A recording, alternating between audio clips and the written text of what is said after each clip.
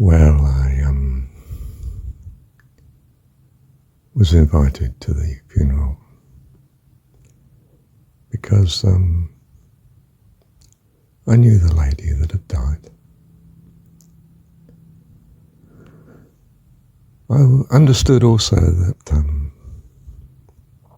the family were much divided, had children against each other. And I felt how unhappy she might well be, and longing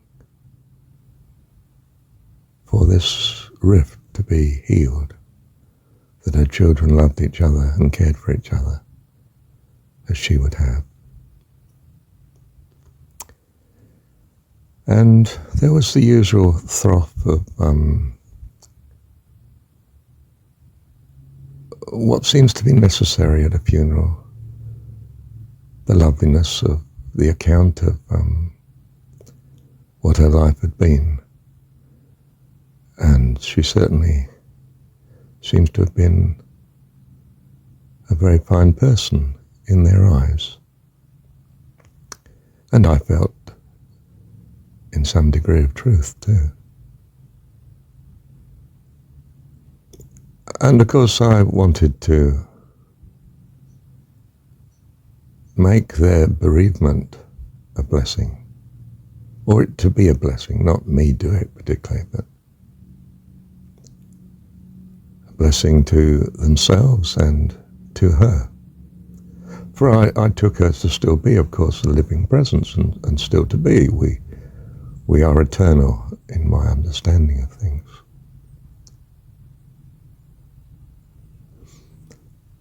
And I would have said something about the division and what she really needed. But I knew it was dangerous ground in the sense that I could be heavily misunderstood and, well, people not necessarily being spiritually occupied, of course, in life, but just concerned with loss, death as they see it, which, if they are secular, not believing in the supernatural at all, is final and hard to cope with, to say the least. So I would to bless them and the deceased. But aware that who am I, a stranger in the camp, to achieve such? I knew I could be asked to speak,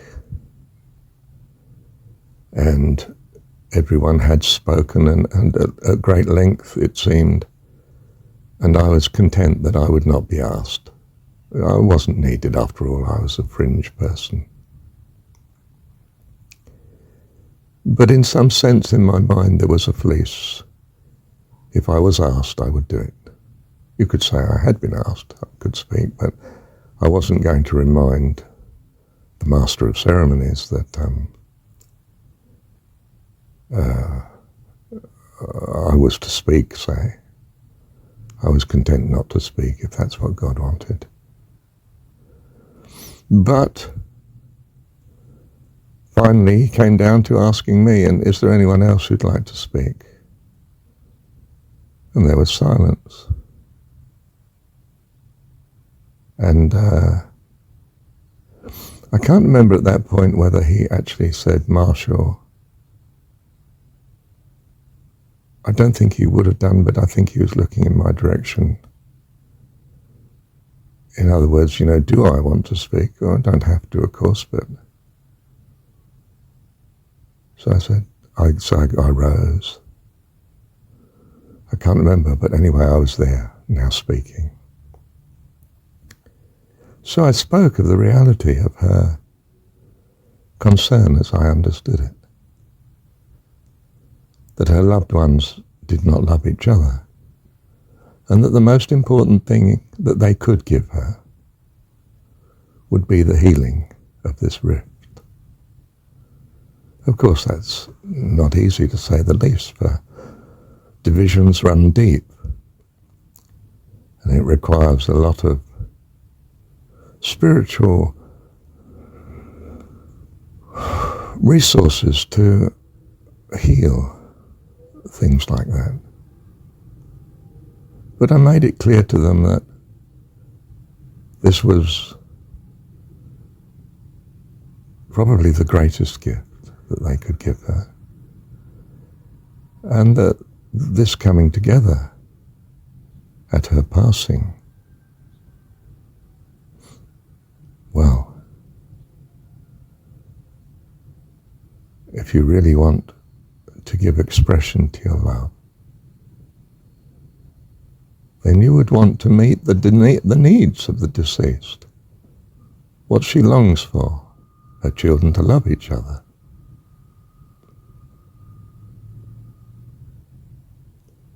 And that really amounts to what I said. I couldn't tell you the individual words. I can't recall them. It's already shifting from a history to a historicity in my... You know how the mind starts to cloud as time goes on, what you did and what you said. And I don't know. But if it were a blessing, then that's wonderful. If it were irrelevant in their eyes, then it's just irrelevant. Simply one person talking out of many, and we didn't really know us properly, etc. You know, it can easily be dismissed. And this one is of an angry disposition, in which case, well, anything can flare up then, can't it? You know, you had no right to say those things. Who are you to speak? I mean, obviously, one can be accused of just about everything, and yeah. But if, on the other hand, you felt, yes, well, it is true, there is division in our family, and, you know, each of us saying to themselves, well, I as an individual would much rather we were in harmony.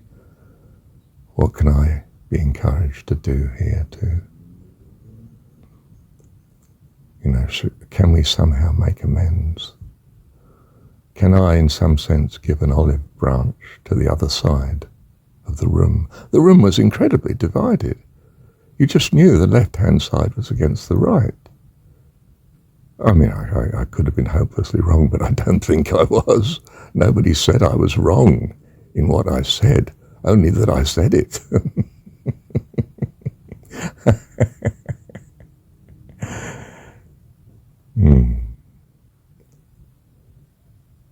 Well, there you are. Beware who you ask to speak, I suppose. Do you trust whom you're asking to deliver what you want? And if you don't ask. We give to him that asks. So I was true to the fleece I put out, true to my understanding of the situation, and as far as I know, true to trusting God that it was a blessing.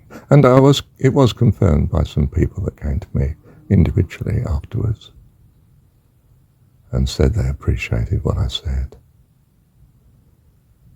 Thank you, Lord, for their encouragement, their goodness. Thank you, Dad. Love you. Thank you, Heavenly Dad.